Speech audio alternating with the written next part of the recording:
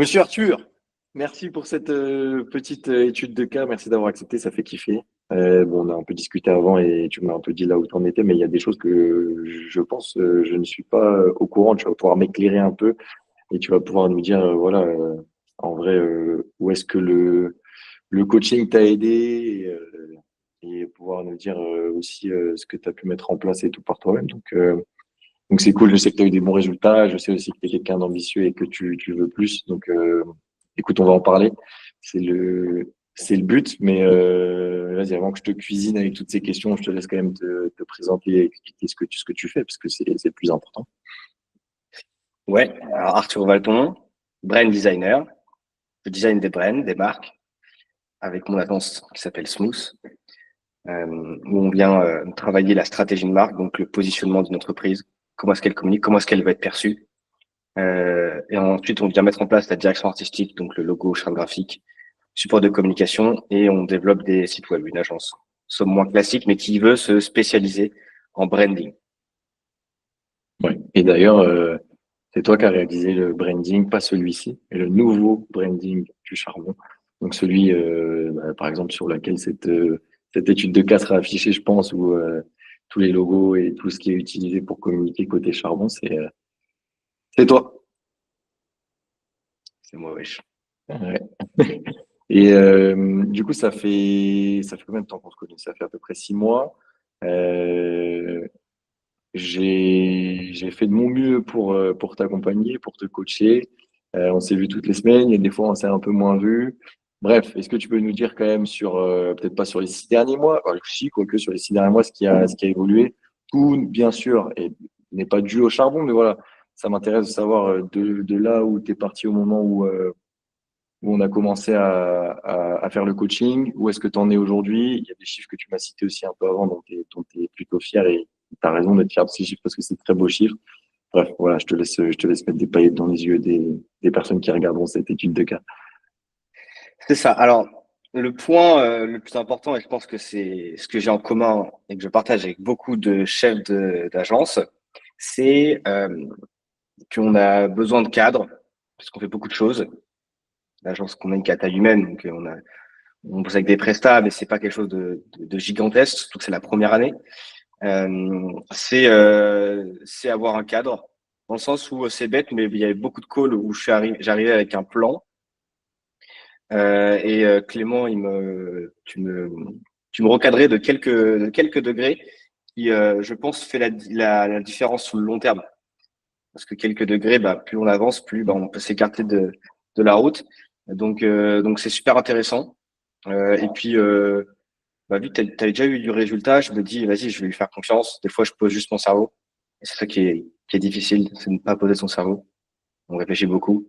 Donc, sur les offres, moi, j'étais content de t'avoir parce que tu m'as rassuré dans le fait de pas faire du high ticket où tout le monde ne jure que par le high ticket et redescendre des prix. Alors, une offre à 3 000, 4 000, 5 000 euros, c'est pas du high ticket, mais c'est du low ticket Dans dans ton mon secteur. secteur. Donc ça m'a rassuré dans ça. Donc, c'est pas mal. Le discours aussi sur LinkedIn.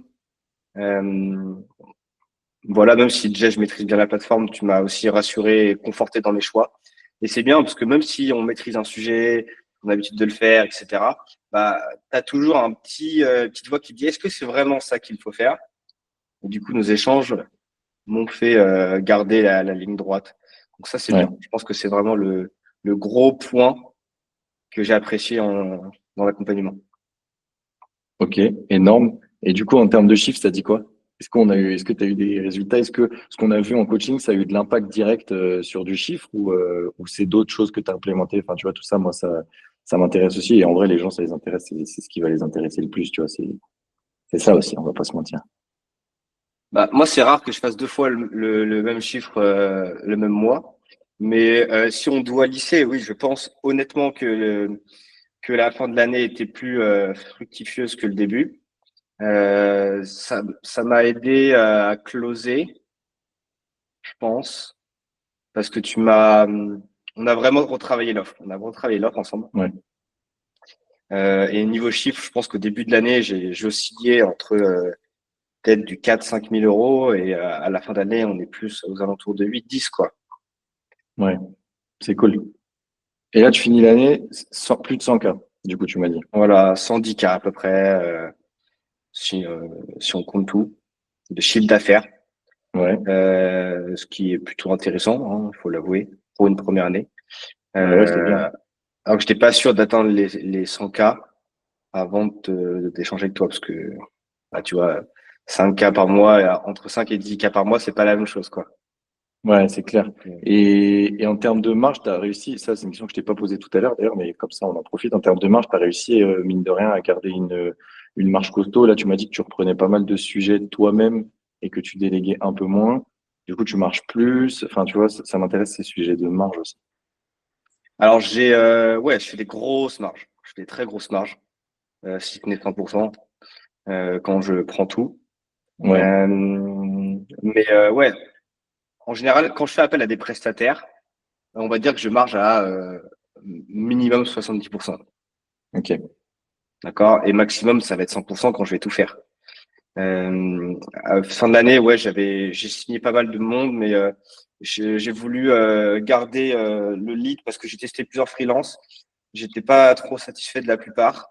J'en garde que quelques-uns. J'ai dû tester une dizaine de freelances, tu vois, et donc en fait déléguer 10 clients. Bah, j'ai dû travailler en plus. Donc j'ai managé et en plus j'ai travaillé, donc ça m'a fait perdre du temps. Et sachant que j'étais un peu pressé, que j'ai quand même eu pas mal de clients à la fin de l'année pour plein de raisons. Et ben, je me suis dit, vas-y, je vais pas perdre de temps à déléguer, je vais tout faire moi-même, ça va être propre. On termine l'année comme ça. Et là, cette fin d'année, bah, je suis en train de restructurer, de prendre des freelances en qui j'ai confiance pour déléguer. Là, tu vois, euh, les, les 10 derniers sites que j'ai vendus, ils sont délégués. Donc, je suis en interne. Ok. Donc ça, c'est cool. Et donc, ouais, donc les marges, ouais, c'est ça. Ouais, c'est du Entre solide. 10%. C'est du solide. Et c'est quoi ton objectif avec l'agence du coup l'année prochaine en termes de chiffres, mais même en termes de vision et tout parce que là, tu viens de faire une première année entre guillemets charnière. Il y a eu de l'évolution, il y a eu, comme tu l'as dit, des choses qui ont été retravaillées et tout. Là, maintenant que c'est un peu plus clair, tu veux aller où? Bah, là, l'objectif, c'est de faire minimum x2 en chiffre d'affaires. Ok, Sachant que j'ai envie de monter mon offre là qui est aujourd'hui qui tourne autour des 4 000 euros. J'ai envie de la monter à 5 000 euros, l'automatiser. J'ai pas trop envie de la monter plus, hein, pour le ouais, coup. Maintenant, à voir si j'ai des demandes. Mais cette offre branding, je veux qu'elle monte à 5 000 euros. Je veux faire de la quantité tout en délivrant des trucs ultra quali. Et là, tu vois, j'ai un nouvel associé qui rentre dans la boîte qui lui est vraiment très très chaud en automatisation, en process, ok. etc. Donc, on va vraiment gagner du temps pour pouvoir vraiment exploser. Donc, voilà, minimum 200K, on vise. Et le mieux, c'est 500, qui est possible, je pense. Ouais, c'est possible, hein. Euh, voilà. Maintenant, j'ai pas envie d'aller au-delà du million annuel avec Ok, ce projet. Parce que si je vais au-delà du million, ça veut dire que je serai pas assez cher, donc je vais monter mes prix. Euh, pour quelle raison je veux pas que cette agence devienne une machine à gaz, parce que le ok. service ça devient vite une machine à gaz. Je veux avoir une équipe, je veux pas qu'on soit genre plus de 6 tu vois, ou plus de 10 dans l'agence. Ça Ok, m'intéresse pas. intéressant. Je veux juste que les process soient tellement fluides et pro et que tout soit clean. Tu vois, je veux que ce soit une usine, mais pas à gaz. Tu vois, je veux que Ouais, tout et soit bien. tout. Et je veux que, en fait, cette agence, ça devienne un outil, une référence pour des projets, pour mes projets futurs. Tu vois, si demain je veux lancer un SaaS, si demain je veux lancer un Ouais, truc, je veux que cette agence soit un outil pour lancer une marque un tremplin quoi. forte. Voilà. Pour moi ou Ouais, mes associés, mes collègues, etc. ok. Voilà l'ambition de Smooth. Très cool. C'est mesuré. Ça fait plaisir. Pour revenir à ce sur quoi on a bossé un peu ensemble, toi, tu as mentionné qu'on avait bossé l'offre. Moi, je me rappelle qu'on a bien poncé cette partie-là. On a touché un peu de personal brand, même si bah, tu maîtrises le sujet mieux que moi. Mais on en a touché un peu sur LinkedIn, surtout sur, OK, quel type de contenu on publie pour vendre. Euh, est-ce que tu peux voilà, nous dire, toi, ce que tu as retenu de ces échanges-là sur l'offre, la prise de parole sur LinkedIn, ce que ça a changé aussi pour toi? Parce que je me rappelle qu'à ce moment-là, c'était un pivot quand même qu'on a pris. Ça m'intéresserait d'entendre un peu ta version par rapport à ce qui a été fait, quoi. Ouais, bah de base en fait l'offre a toujours été bonne dans le sens où elle existe depuis peut-être 2 ans parce que Ouais. je l'avais en freelance. Malheureusement, c'était un petit peu le truc de j'ai mon client qui veut ça, je la mets dedans. Et je me suis retrouvé avec un truc où c'était la même offre pour tout le monde, mais il y avait pas, il y avait des clients qui eux demandaient 20 supports de com et d'autres qui s'en prenaient deux. Ouais. Et des fois c'était pas clair dans ce que je proposais.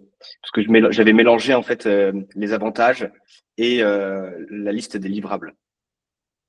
Donc on a mis en avant les livrables principaux et secondaires, plus les avantages d'un autre côté, notamment en mise en page sur le site, ce qui était beaucoup plus clair dans l'esprit de mes prospects. Ce qui est bien, c'est que du coup, grâce à ça, en fait, le mec prenait rendez-vous, il savait déjà combien ça coûtait, Ouais. il connaissait déjà à peu près les rendus qui lui arrivaient. En fait, il avait déjà fait sa liste, puisqu'il y avait la liste sur le site, il avait déjà fait sa liste de ce qu'il voulait. Tu vois, il avait plus qu'à passer à la caisse en rendez-vous. Tu vois. Donc ça a quand même été assez bénéfique.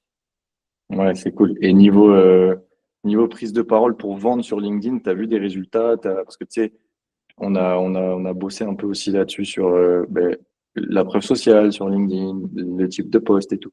Ça, aujourd'hui, t'as un peu arrêté. Enfin, t'as arrêté pendant un moment parce que justement, tu pouvais plus prendre la demande. Enfin, ça en est où toute cette histoire-là aussi de preuve sociale un peu sur LinkedIn qu'on a bossé? Bah, l'idée encore, là, on est bientôt 15 000 abonnés sur LinkedIn. Donc, quand tu postes beaucoup tous les jours pendant 3 ans, tu te dis, OK, qu'est-ce que je peux faire? Est-ce qu'il y a vraiment du contenu qui intéresse les gens, Hmm. etc. Et puis, il faut faire le choix de est-ce que je veux devenir un média pertinent et avoir de l'influence dans mon domaine ou est-ce que je veux utiliser comme levier d'acquisition et être plus agressif?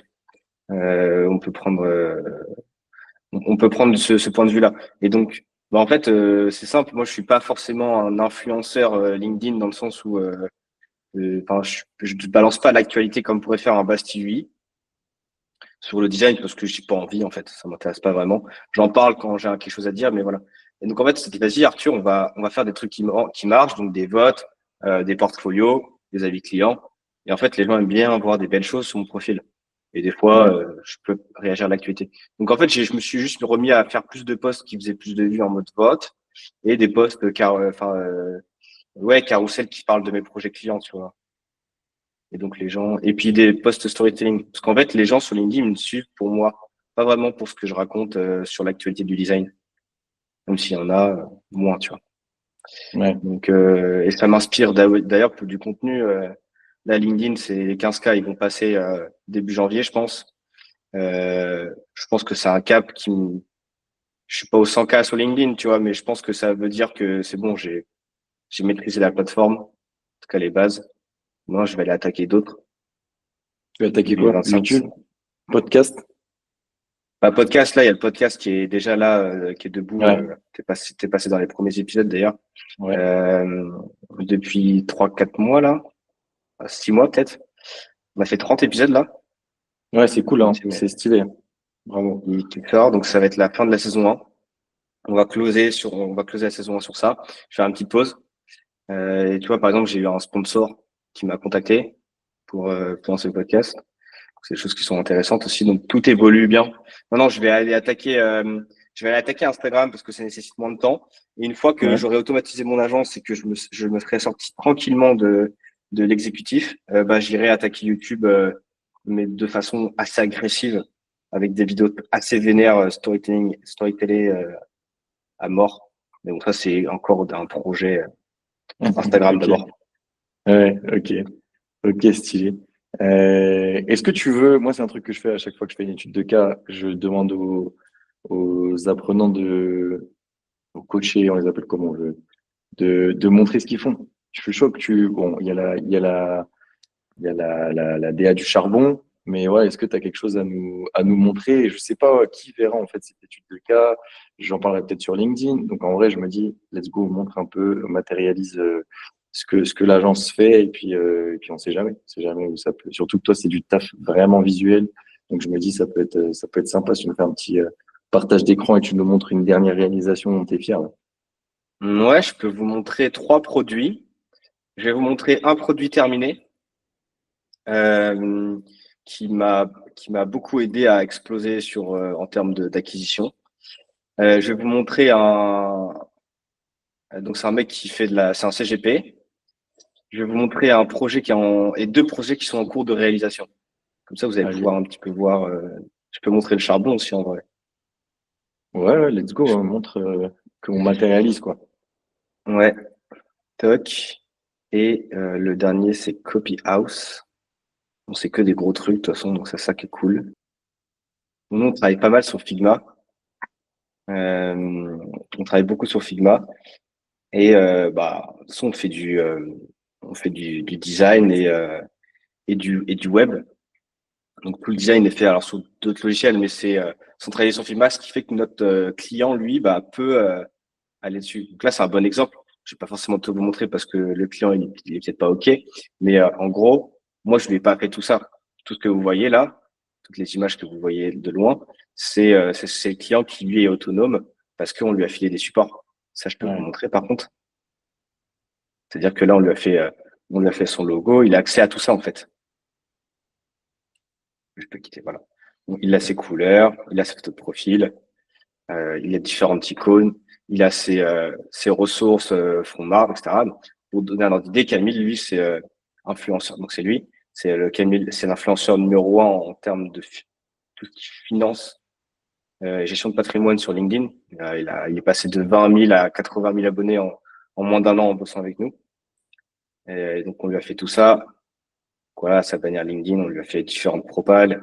Après, il choisit ce qu'il veut. Il a des presets de slides PowerPoint, carousel LinkedIn, etc.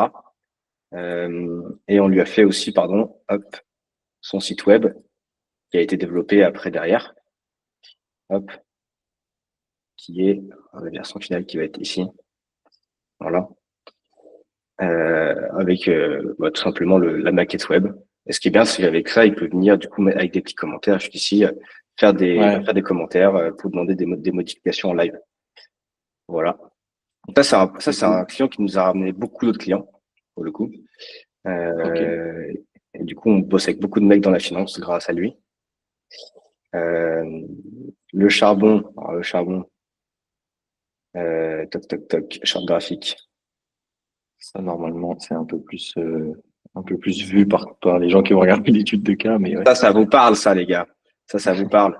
Alors, pour comprendre un petit peu le process, on a fait des recherches du mood board, un petit peu ce que Clément cherchait Ouais. sur la partie graphique. La partie positionnement, on a fait aussi pas mal de choses, mais ça, Ouais, c'est ça ça qui prend était bien plus, aussi.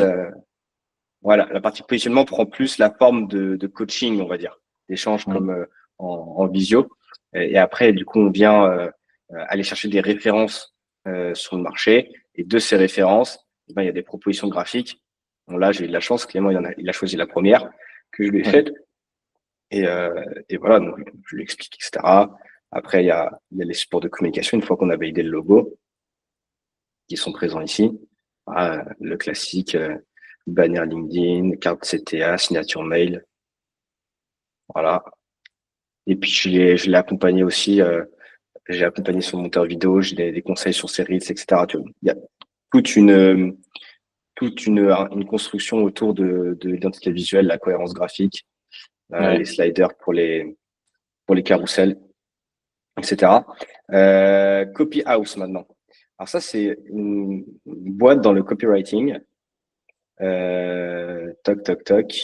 Je vais vous montrer directement le logo final, si je l'ai là. Alors là, c'était intéressant parce que alors ça, c'est un projet que j'ai délégué. Et tu vois, j'ai presque rien gardé de ce qu'a fait la meuf à qui j'ai délégué.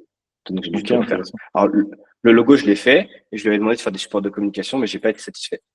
Donc ça, j'ai gardé que ce qu'elle a fait. En fait, elle a repris la charte graphique que je lui ai demandé de faire. Mais ça, en même temps, c'est une template. Qu'en soit. Donc en fait, là, ce qui est intéressant, c'est qu'on devait créer un logo qui devait aussi faire label. Parce que Copy House, en fait, c'est des mecs qui font des formations et qui après prennent les gens qu'ils ont formés et qui les envoient dans des entreprises. Donc en fait, c'est une formation et en Ok. même temps un collectif de freelance. Ok. Donc c'est assez intéressant. Et donc l'idée, c'est qu'on voulait jouer sur le côté un petit peu haut de gamme, premium, mais familial. Et donc, du coup, ça a pris cette allure-là. Hop. Euh, voilà. On avait quelque chose qui est pro avec des polices à empattement, euh, un petit peu tu vois, le côté tampon du logo Ouais. qu'on retrouve pour le côté label. Euh, et puis des petites images assez fortes de sens qui vont dans le all money, mais qui vont aussi dans le familial quand on a des visuels plus. Elles sont plus sur le site là, parce que le projet n'est pas encore terminé. Donc on va avoir des visuels comme ça, par exemple.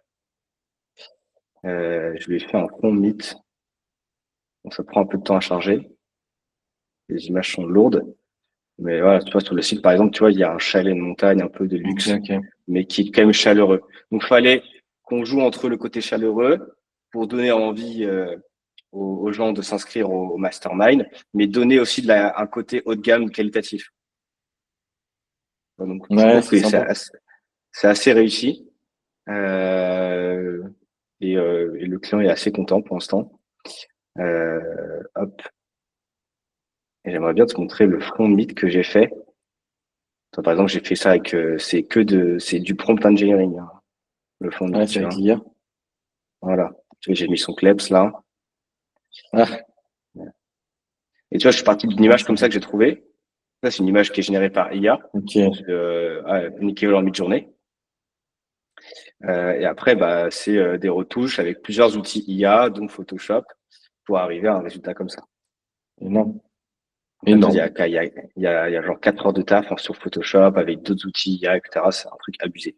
Sans Photoshop, déjà, j'aurais jamais atteint, enfin, sans l'IA, j'aurais jamais atteint ce résultat-là.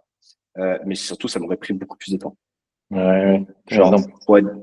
fois 10 heures, quoi. Facile. Tu vois, et là, j'ai fait pareil pour celui-ci. C'est sympa.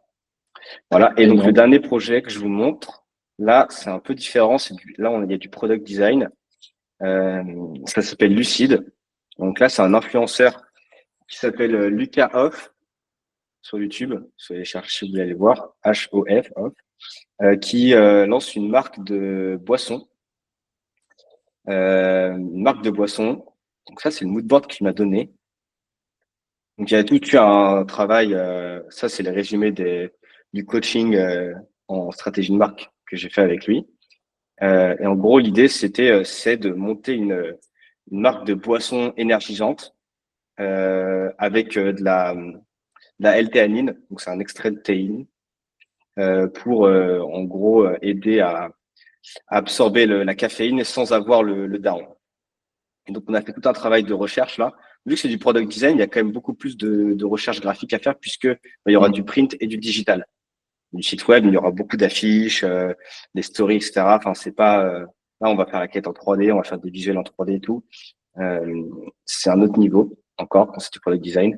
Donc tu vois, il y a toute une tu vois, là, on allait chercher des images qui sont assez fortes, qui sont pas forcément en lien avec un site web ou avec juste un logo. Tu vois, genre une montagne là, tu vois, on veut que les mecs qui escaladent des montagnes, ils boivent la canette quoi. Ouais. Donc il y a vraiment tout un travail de personnel parce que la marque part de zéro. Donc là, on a fait une première recherche mood board. Après, on a fait de la recherche produit avec ce qui était fait, et ce qu'il n'avait pas aimé. Mais mon taf aussi que j'avais fait sur des produits de canettes Nike, ça c'était de l'IA, etc.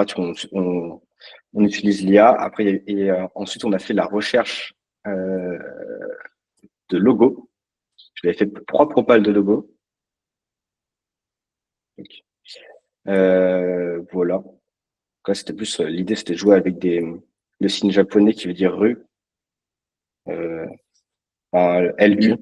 en japonais, pour Lucide. Et avoir un truc assez tech un peu comme ça, design. Là, je suis parti un peu loin là, j'avoue, mais Ah, pourquoi pas. Et sinon, faire du design suisse à Bâle avec un logo typographique classique et des photos assez fortes. Donc c'est ce qu'il a choisi. Et du coup, on est parti dans ce mood-là. On est parti dans ce stylé. mood-là. Et donc, en ce moment, on est à l'étape du product design. Je vous montre une avant-première. Bon, vu que c'est niché, ça va. Voilà, ça c'est le premier, on va dire, proto design V1 qui est validé. Maintenant, on va venir étayer, on va changer, tu vois, les infos, c'est pas forcément les bonnes. Et donc, tu vois, là, j'ai fait quand même pas mal de tests. Hmm. Ouais, c'est pas mal en vrai, ça demande du taf, ça. Voilà, il y a beaucoup de travail derrière ça. C'est des heures de travail, de réflexion autour de la direction artistique. Et en fait, ce qu'il faut, c'est que la direction artistique, tout ce qui est visuel, tu vois, soit en cohérence aussi avec les valeurs de la marque, avec le positionnement, etc. Tu vois. Donc ça, par exemple, ça, c'est Ouais. des dossiers de présentation que j'ai, que j'envoie à mon client. Putain, c'est ouf, ça, ouais, c'est pas mal de bosser sur du produit comme ça. Ouais, c'est vraiment, c'est pas du tout le même process, c'est beaucoup plus, Ouais, mais c'est ça se casse intéressant. beaucoup plus le crâne. Tu vois. Et pour vous expliquer un petit peu d'où sortent les vagues, en fait, c'est juste le rond là, c'est la base de notre direction artistique. Tout part d'un rond. Mais en fait, ce rond-là, il est découpé en quatre formes. Et ces formes-là, tu vois qu'en fait, quand tu prends celle-ci et quand tu prends celle-ci, ça fait une vague. Et quand tu les mets ensemble, tac, comme ça, et que tu les tournes, ça fait tout la mer, ça fait la mer. En fait. Ouais, Voilà. Donc, stylé. mais ça, tu vois, c'est le résultat après avoir testé plein de trucs qui étaient moches. Ouais, ok, ouais, je vois. Ouais, c'est Voilà, et toi, stylé. tu arrives à Non, un mais truc c'est bien. comme ça qui est sympa. Donc voilà, les projets sur lesquels je peux travailler. Donc, Projet, tu il y a vois. vraiment de tout. Il y a vraiment de Ouais, tout. mais c'est bien. C'est bien Euh, qu'on s'en rende compte. C'est pour ça que je demande, c'est pour ça que je demande ça à montrer parce que au moins, pareil, les gens qui regardent, ils se disent, OK, il a une agence, mais qu'est-ce qu'il fait réellement, tu vois? Et ça, je trouve, ça manque, par exemple, dans des études de cas aussi qu'on voit. C'est, on entend les résultats, les chiffres, les machins, les trucs, mais en fait, on matérialise pas ce qu'il y a derrière ça et du coup, c'est cool. C'est cool. Surtout quand c'est du bon taf et que c'est visuel comme ça, c'est d'autant plus sympa. Écoute, merci pour cette petite étude de cas, ça fait kiffer.